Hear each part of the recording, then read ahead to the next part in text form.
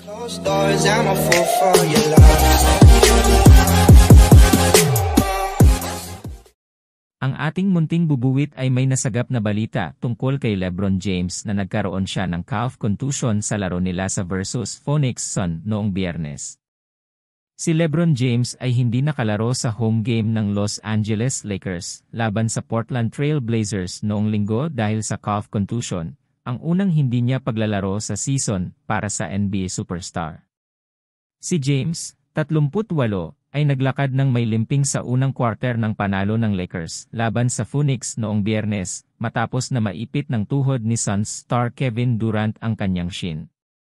Sa halatang masakit, tumigil si James sa baseline upang subukan ang kanyang binti at mag-compose bago tumanggap ng treatment sa bench.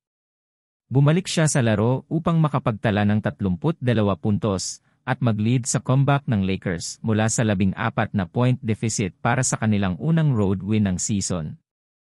Pagkatapos ng laro, sinabi ni James na masakit pa rin ang kanyang shin.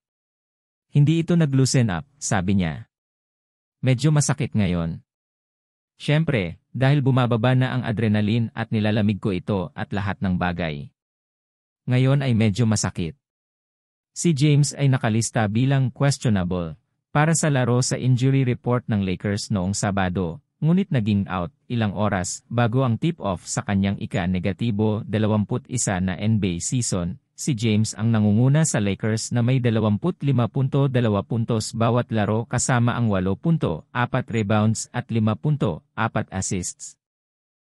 Thank you for watching. Don't forget to subscribe, share and ring the notification bell.